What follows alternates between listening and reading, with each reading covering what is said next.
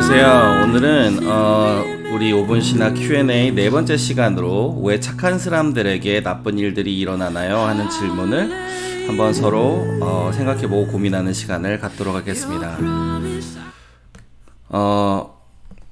왜 그럴까요? 좀 많은 사람들이 고민들을 했던 부분이고, 제가 믿지 않는 사람들도 그렇고, 아니면 신앙이 좀 약한 분들도 그렇고, 어떤 분들은 신앙이 아주 좋은 분들도 이런 질문들을 가끔 할 때가 있는데, 딱히 좋은 방법, 이렇게 답이 잘 생각나지 않거나 할 때가 참 많은 것 같아요. 세상에 살면은, 악재가 상대가 어떤 사람인지를 가리지 않고 모두에게 일어나죠. 그리스도인들도 그렇고, 세상에서 착하다고 생각되는 사람들도 그렇고, 예수님이 사랑의 하나님이시라면 왜 착한 사람들을 이런 악재에서 보호해 주시지 않나 하는 그런 의문을 갖게 되는 때가 있습니다. 몇 년 전의 일이었어요. 제가 대학 사역을 할 때, 그 대학 사역에서 저랑 되게 가까이 지내던 리더 대학생 중에 한 명이었는데, 그 친구가 이제 다니는 교회에서 중고등부를 섬기고 있었는데, 어떤 고등학생이 이제 차 사고로 죽은 거예요. 그래서 이 친구가 마음이 너무 아파서 이제 그 죽은 고등학생 친구 부모님한테 뭐라고 해줄 말이 없더래요. 그래서 이제 저한테 연락이 와서 이런 건 어떻게 생각을 해야 되느냐. 왜 자기가 아는 다른 더 악한 사람들은 이렇게 잘 살아가고 있는데, 왜 이 죽은 고등학생은 믿음도 좋았고, 예수님도 잘 섬기는 그런 참 착한 아이였는데, 이렇게 데려가시느냐. 아니면 그런 악재를 막아주시지 않았느냐라는 질문을 하더라고요. 사실 이런 상황에서는 어떠한 위로의 말보다 그냥 같이 아파해 주시는 게 가장 크게 위로가 됩니다. 아파하는 사람의 마음을 공유하고 같이 아파하고 같이 눈물 흘려주는 것이 가장 좋은 위로인데요. 이런 상황에서는 사실 어떠한 신학적 견해도 성경적 해석도 그 아픔을 지워주지는 못해요. 그런데 우리가 그런 아픈 상황 속에서 우리 마음 속에서 마음을 가다다 잡는다든지 올바른 방향으로 이렇게 회복의 단계를 밟아가기 위해선 하나님을 올바로 이해하는 것이 중요하고, 이 세상을 올바르게 이해하는 게 중요하고, 성경적으로 그런 상황을 해석할 줄 아는 것이 중요합니다. 여러분, 아담과 이브를 통해서 이 땅에 죄가 태어났고, 그 죄를 통해서 모든 인간이 죽음의 벌을 받게 된 건 우리 모두가 다 아는 사실이죠. 그런데 그때 우리가 살고 있는 이 지구도 우리 인간의 죄 때문에 저주를 받아요. 그래서 창세기 3장 17절 말씀을 보시면은요, 이렇게 이야기를 합니다. 아담에게 이르시되, 하나님이 말씀하시는 거죠. 내가 내 아내의 말을 듣고 내가 내게 먹지 말라 한 나무의 열매를 먹었은즉 땅은 너로 말미암아 저주를 받고 너는 내 평생에 수고하여야 그 소산을 먹으리라 라고 하셨죠.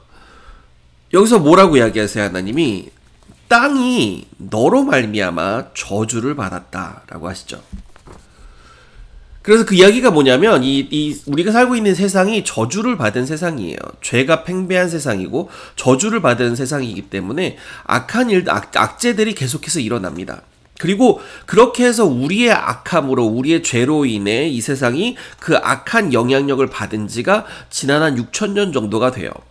그러니까 성경적으로 해석을 해보면 지구의 나이가 한 6,000년 정도 된다고 이야기를 하는데, 그 6,000년 동안 이 악한 인간의 죄에 대한 저주의 영향력을 이 땅이 계속해서 받고 있었던 거예요.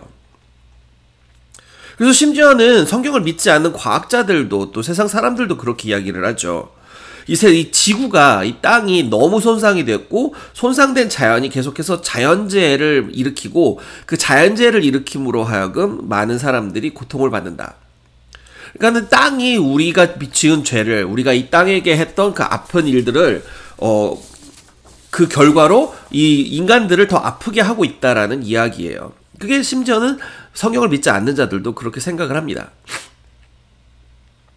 그래서 그것으로 인해 우리는 죄와 그 죄로 세상을 지배하는 사탄 마귀들에게 계속해서 세상이 악해지고 있는 것을 겪고 있는 거예요. 그래서 우리가 이 세상에 사는 동안 이 세상의 죄악의 값이 다 치러지고, 또 모든 죄악의 영향력에서 끊어져지기 전까지는 이 세상에서 악기의 영향력에서 그 죄의 심판의 영향력에서 벗어날 수가 없습니다.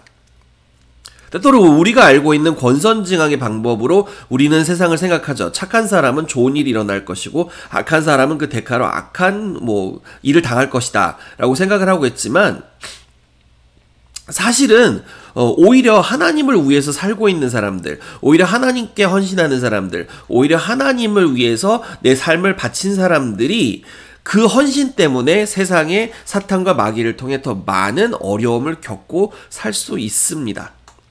예수님도 계속 그런 이야기를 설교에서 하셨죠.